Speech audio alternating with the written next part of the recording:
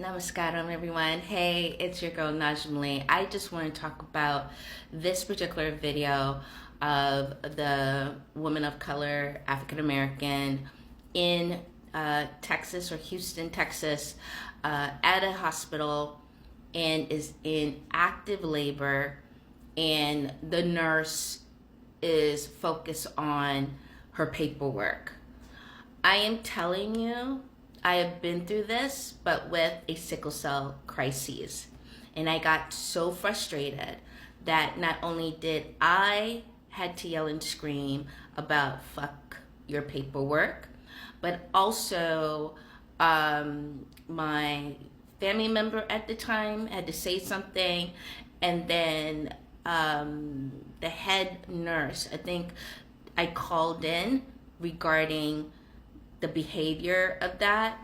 And also, I think the next day I went into legal, because when you are in an active crisis, which the woman is in an active crisis of being in labor, that the paperwork can wait. Like, literally, the paperwork can wait. And I remember when I was in the crisis, and when you're in such volatile pain, okay, which you can clearly see she's in volatile pain. When you're in that much pain, it's hard to focus. It's hard to even grasp information, asking stupid questions. To me, it is, which you can wait until there is some subsiding of pain, where making the patient more comfortable so that you can get the paperwork done. But to put someone through torture, which this particular nurse did with me, and until someone had to come in and say, let's get her comfortable, okay, and then you can finish your paperwork. That is the problem with these damn ass healthcare people. And I get frustrated because there's no reason to put people through torture like that in severe pain, in severe crises. Something that can either terminate or create a long-term pain effect, right? Get them comfortable, then come back around and finish your paperwork since it's so finished. Some of the questions on the paperwork were dumb, right, at the time. How many, some stupid question like, did you have a drink today? How many drinks did you travel out the country yet today? Some stupid questions, like dumb questions that really have no significance in the vital situation that's going on, right? So this has to stop. But they do this to women of color. This is what I've seen in a lot of these hospitals, and I have been to many hospitals across the United States. This is what they do, right? Right, to prolong, I have to finish this before I can give you any pain medicine. I have to finish this, we have to do certain tests and everything before we can really get you comfortable, or we can do anything. The doctor doesn't need if I smoke a joint yesterday. The doctor doesn't need if I do smoke or I don't smoke. Majority of everything is a no, no, no, no, no. I don't do that. That's not my lifestyle. But they do this to women of color. More so, you don't see them as soon as non-color come in, right? And I have witnessed this. They attend to them, get them comfortable, and then circle back around and then attend and finish the paperwork. So when this happened to me and I was frustrated, I was told, I'm not going to answer your freaking questions anymore. I'm not. Deal with it. And I called other people who are above them and had them deal with her, because there's no way you can focus. I can't focus on the questions. I can't. I'm in a lot of pain. It's far from my head. You have everything. If I was in ER, especially if you coming in through ER, and I've been in the emergency room and went through all that, and I'm coming upstairs and you're gonna do this paperwork shit with me again? No.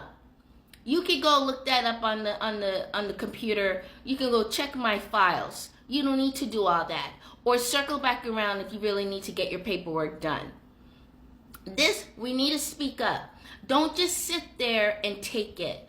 Speak up. Go get someone higher at a higher level of authority to let them come and change the situation or redirect the situation another way. But to sit there and allow them, do not. Do not. Because there's a better way to handle, and they know that.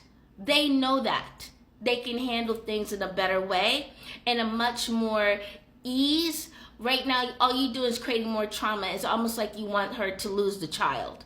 It's so ridiculous. It's evil. It's just like racist. It's just so discriminative. It's so many things going wrong when you look at that video. And it's just a reminder of what I went through as a person with sickle cell anemia SS, right? And you come in with a crisis to deal with the politics and the stupidity of these healthcare workers, that you have to fight and fend yourself even while you're in pain. When I say war, it's war. It's such a war, right? And you have to suit up. It's like being shot, but you still got to get up and shoot back type of thing. But with healthcare workers, make that make sense, man. Make that make sense. So I feel for this woman. Something needs to change in healthcare across the United States when it comes to this, especially people of color. Some legislation needs to be passed or something, because this is stupidity. Straight up evil, discriminative, racist stupidity. And that's how I look at it. So something needs to be done. We all, people in higher positions, the senates and all that, you guys need to do something, because you're black or your backside will be in a hospital one day. And the treatment that you get, you really must pray you get a good one.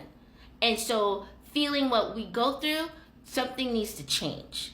Okay? This is ridiculous now. And it's frustrating. And then to see this happening in 2025.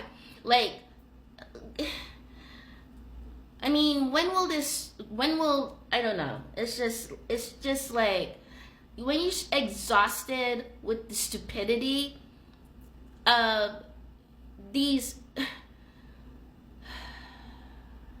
yeah, I can't even say, because it's like, you're an adult. You know what you're doing. You don't need me to say it. You know exactly what you're doing. And it's ugly, straight up. You're ugly. Makes you ugly. It makes the whole situation ugly. It makes the healthcare structure ugly. The whole thing's ugly. It's not healthy. Healthcare is just not healthy, guys.